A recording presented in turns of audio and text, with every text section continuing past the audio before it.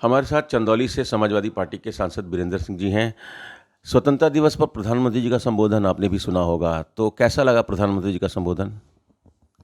देखिए, वैसे तो आज के दिन देशवासियों को स्वतंत्रता दिवस की मैं बधाई देना चाहता हूँ। और प्रधानमंत्री जी द्वारा की जा रही जो भाषण है, उस पर वैसे भी टिप्पणी करना सामायिक नहीं है, लेकिन इतना जरूर कहूँगा कि प्रधानमंत्री जी एक इवेंट मैनेजर हैं और गुलशन नंदा के उपन्यास के तरीके से जो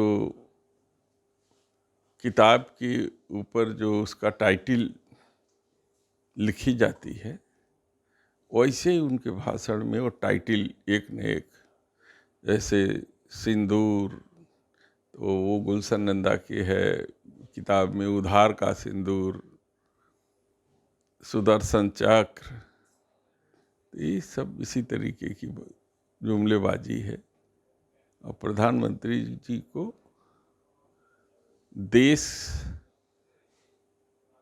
को कैसे आगे ले जाएंगे, इस पर गंभीरता से संबोधन करना चाहिए, ताकि देश अब उनकी बकवास सुनने को राजी नहीं है।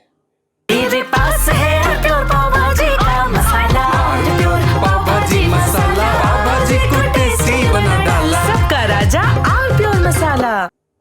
संबोधन को कितने नंबर देंगे? आप कह रहे हैं वो संबोधन कम, बकवास ज़्यादा था। नंबर देने लायक है ये नहीं है, तो मुझसे क्या नंबर दिलवा रहे हैं? पहले कक्षा में तो प्रवेश करें। तो प्रभावशाली नहीं था उनका संबोधन?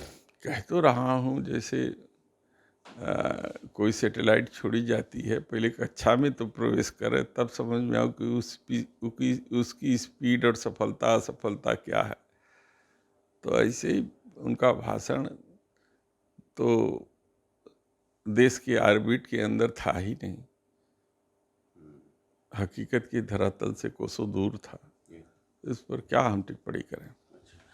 आपकी पार्टी के कुछ लोगों ने 2 दिन पहले कांग्रेस के प्रदेश अध्यक्ष के घर पर जाकर उनका सम्मान किया और उनको बनारस का सांसद बता दिया।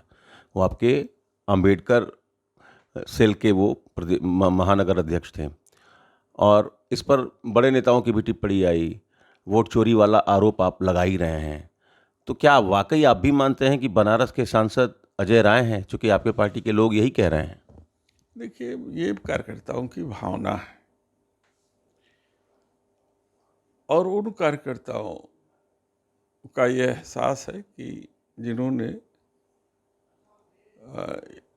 इंडिया गठबंधन के फेवर में जमकर के प्रयास किया और वोटिंग की, और रिजल्ट उनके अनुमान के विपरीत आया।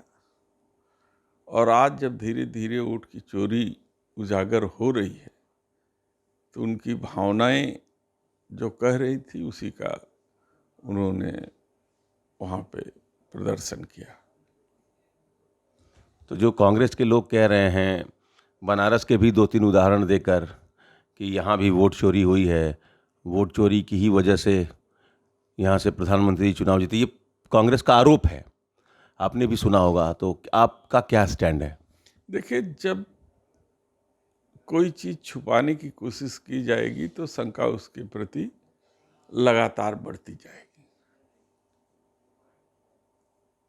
इलेक्शन कमीशन को चाहिए कि पारदर्शिता बनाए रखने के लिए वेबसाइट पर सारे जो शंकाएं हैं, वोटर लिस्ट है, चाहे पुराना हो नया हो, इसको उनको अपलोड कर देना चाहिए। लेकिन जब वो छिपाने का प्रयास करते हैं, तो आप छिपा क्या रहे हो? हमारा वोट, हमारा निर्णय, हम इसे छिपा रहे हैं यार। तो ये शंका को जन्म देती है। उत्तर प्रदेश के विधानसभा में 40 से ज़्यादा राजपूत विधायकों की एक बैठक हुई, उसमें राजा भैया भी शामिल थे, सपा के 2 निष्कासित विधायक भी शामिल थे, और उसको कुटुंब बैठक नाम दिया गया। आपके राष्ट्रीय अध्यक्ष जी ने कहा कि कुछ हिल रहा है, कोई जाने वाला है, क्या कहेंगे आप? एक्चुअली मैं डिनर पॉलिटिक्स तो हमेशा राजनीति में चलती रहती है, और जब आप 12 घंटे 24 घंटे का सेशन चलाएंगे तो किसी न किसी सदस्य को डिनर देना और उस डिनर में शामिल होना एक साधारण सी प्रक्रिया है, इससे ज़्यादा कुछ नहीं है। तो कुटुंब में तो आप भी आते हैं, अभी आपके समय में भी चल रहा था कि राजपूत बीजेपी से नाराज़ थे, इसका फ़ायदा आपको भी मिला। आपको लगता है कि अभी भी बीजेपी से राजपूत नाराज़ हैं और आप समाजवादी पार्टी की तरफ से बैटिंग कर रहे हैं उनको अपने तरफ अट्रैक्ट करने की, ऐसी बात है क्या? अभी कौन समाजवादी पार्टी में है, किसकी तरफ से कौन बैटिंग कर रहा है, ये कहाँ स्पष्ट है। कहा जा रहा कि बाकी जातियों की तरफ से भी इस तरीके के डिनर दिया जाएगा, तो कास्ट पॉलिटिक्स अब 27 से पहले खुलकर अब यूपी में दिख रहा है। देखिए, समाजवादी पार्टी समाजवादी विचारधारा से जुड़े हुए लोगों का हमेशा सम्मान करती रही है। उन्होंने समाजवादी विचारधारा के श्री जनेश्वर मिश्रा को छोटे लहिया की उपाधि देकर उनका सम्मान किया। बाबू कपिल देव सिंह, मोहन सिंह और तमाम ऐसे नेता समाजवादी पार्टी के एक तरीके से उसके फाउंडर मेंबर थे, जो माननीय मुलायम सिंह यादव जी के बेहद प्रिय लोगों में से थे, करीबी लोगों में से थे। तो कभी भी समाजवादी पार्टी ने जातिवादी राजनीति नहीं की है, विचारों की राजनीति की है। और जो भी समाजवादी विचारधारा से प्रभावित होगा वो हमारे परिवार का अंग होगा, इसीलिए पीडीए भी नाम दिया है। एक आखिरी सवाल, संजय निषाद जो कैबिनेट मंत्री हैं, उन्होंने विधानसभा में कहा कि फूलन देवी की हत्या समाजवादी पार्टी ने कराई है। बहुत बवाल हुआ, वेल में जाकर समाजवादी पार्टी के विधायक धरने पर भी बैठ गए। तो आप संजय निषाद के इस बयान को किस तरीके से देख रहे हैं?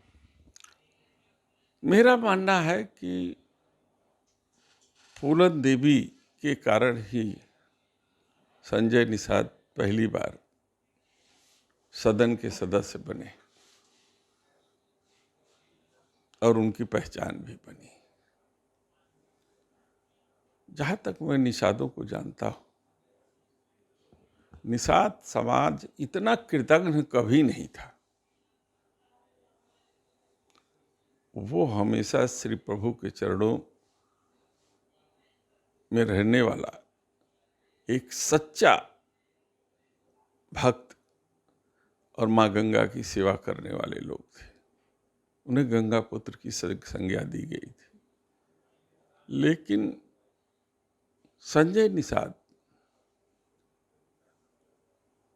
जिस तरीके का वक्तव्य देते हैं, केवल कुर्सी और सत्ता के करीब रहने के लिए, वो कहीं न कहीं पूरे समाज का अपमान करते हैं।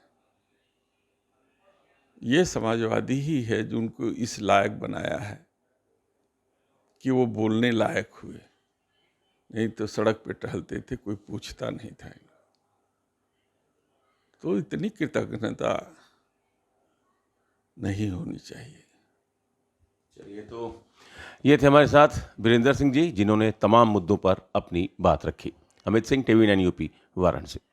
कुछ तो सस्ता लो, सब बढ़िया लो, इसमें क्या खास बात है? थोड़े में ज्यादा स्वाद, यही तो है इसकी खास बात। राजा आर प्योर मसाला।